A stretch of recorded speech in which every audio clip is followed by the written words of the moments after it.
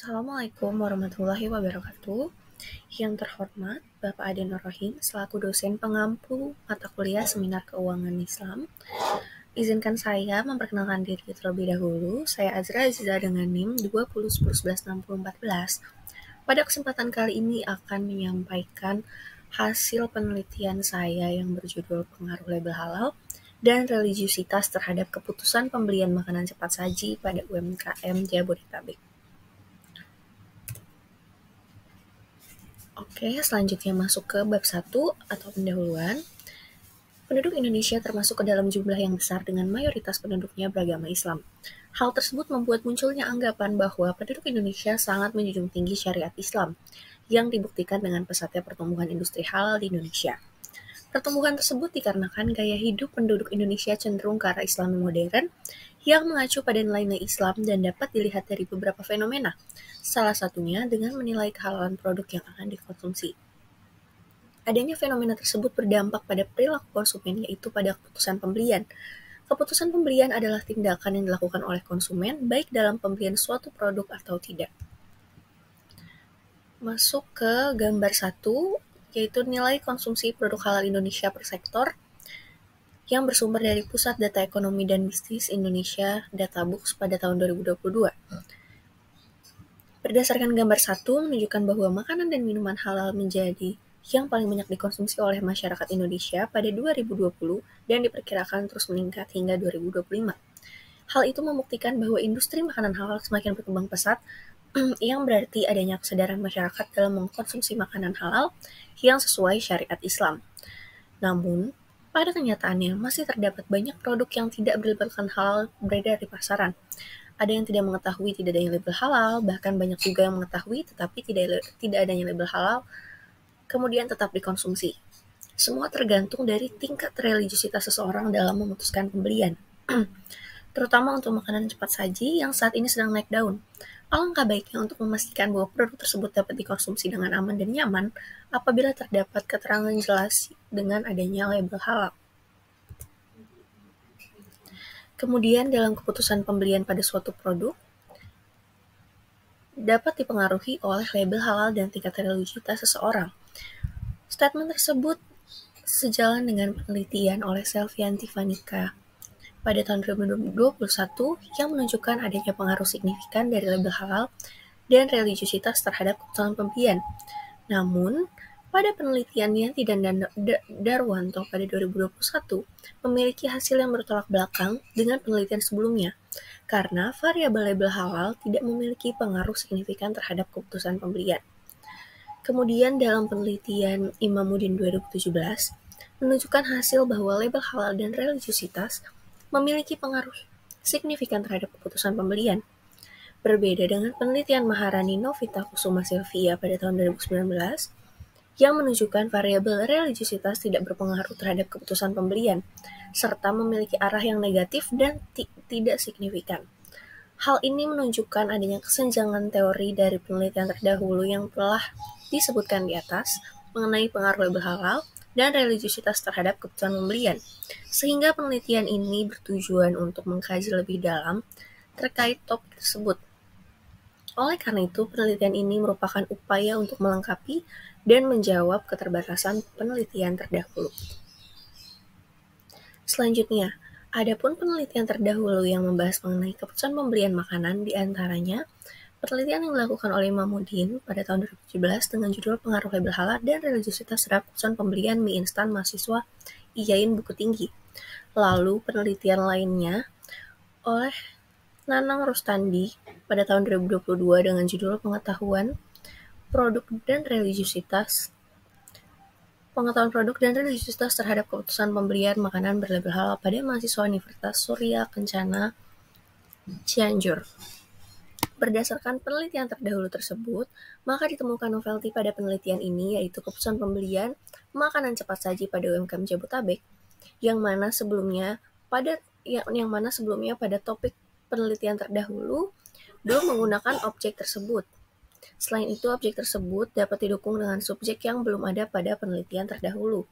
Maka dari itu, peneliti ingin mengkaji lebih lanjut dengan judul penelitian pengaruh label halal dan religiusitas terhadap keputusan pembelian makanan cepat saji pada UMKM Jabodetabek. Selanjutnya masuk ke bab 2, tinjauan pustaka. Yang pertama ada 2.1 pada deskripsi teori. Lalu yang pertama ada keputusan pembelian. Menurut Kotler pada tahun 2009, keputusan pembelian merupakan suatu tindakan yang dilakukan oleh konsumen setelah mengevaluasi seluruh alternatif sehingga timbul keinginan untuk membeli. Indikator keputusan pembelian yaitu penjual, merek, kuantitas, kualitas, waktu pembelian, dan metode pembayaran. Lalu, deskripsi teori yang kedua adalah label halal. Menurut Yanti dan Darwanto pada tahun 2021, label halal merupakan suatu apresiasi yang diberikan kepada produk yang telah memenuhi kriteria halal menurut ajaran agama Islam. Indikator label halal yaitu nilai keagamaan, keamanan, kesehatan, dan kekhususan. Lalu deskripsi teori yang ketiga itu ada pada religiusitas. Menurut Hashim dan Musa pada tahun 2014, religiusitas didefinisikan sebagai individu yang memiliki keyakinan terhadap agamanya serta merefleksikan sikap dan perilaku individu tersebut. Indikator religiusitas yaitu keyakinan, pengetahuan agama, praktik agama, konsekuensi, dan pengalaman. Lalu selanjutnya masuk ke bab 2 pada tinjauan pustaka, yaitu pada penelitian terdahulu. Yang terlampir pada slide berikut adalah 2 contoh penelitian terdahulu yang saya gunakan, tetapi pada penelitian yang sudah dikumpulkan terdapat 5 penelitian terdahulu dengan 3 jurnal nasional dan 2 jurnal internasional. Kemudian ada model penelitian dengan 1 variabel dependen yaitu keputusan pembelian atau Y, dan 2 variabel independen yaitu label halal atau X1 dan religiusitas atau X2. Selanjutnya terdapat hipotesis dari berdasarkan penjelasan yang udah dijelaskan, ini hipotesis menurut permasalahan yang terjadi. Selanjutnya masuk ke bab 3 atau metode penelitian. Yang pertama ada 3.1 dengan definisi operasional dan pengukuran variabel.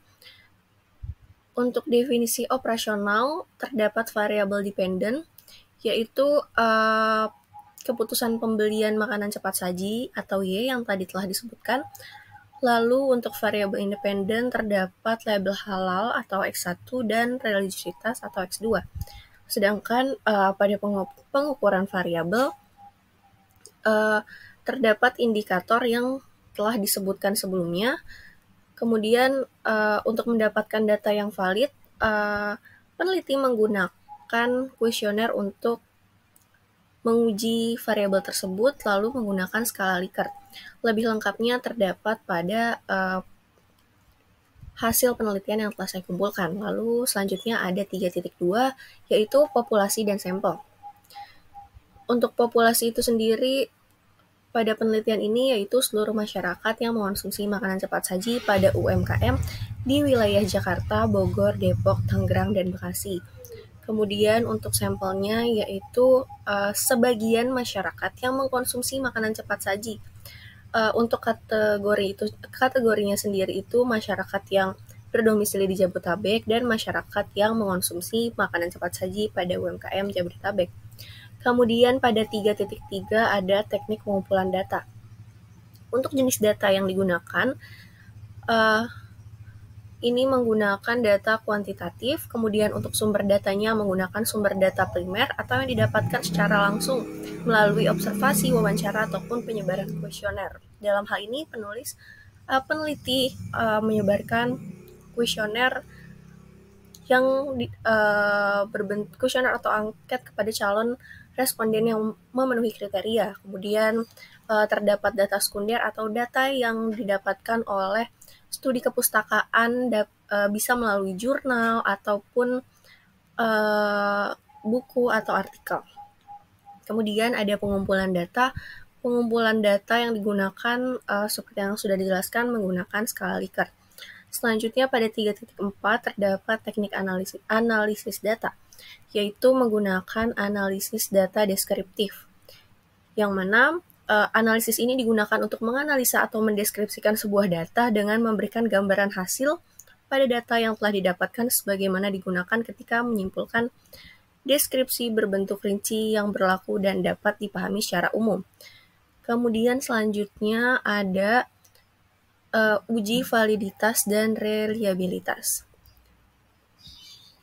Pada uji validitas digunakan untuk mengukur sah atau valid tidaknya suatu kuesioner. Namun pada uji reliabilitas digunakan untuk memberikan gambaran terkait hasil pengukuran yang dilakukan. Kemudian terdapat uji asumsi klasik, yaitu pengujian kualitas data dengan melalui uji asumsi klasik yang dibagi menjadi uji normalitas, uji multikolinearitas, dan uji heteroskedastisitas. Lalu selanjutnya ada dan uji regresi linear berganda. Selanjutnya ada 3.5 yaitu uji hipotesis. Yang pertama terdapat uji T atau uji parsial yang bertujuan untuk mengetahui tingkat signifikan pengaruh masing-masing dari variabel independen kepada variabel dependen secara parsial. Lalu selanjutnya ada uji F atau uji simultan yang digunakan untuk mengetahui apakah seluruh variabel bebas yang masuk pada model memiliki dampak secara simultan atau tidak. Lalu yang terakhir ada uji koefisien determinasi atau R2 yang dilakukan untuk mengetahui seberapa besarnya sumbangan atau kontribusi dari variabel independen terhadap variabel dependen.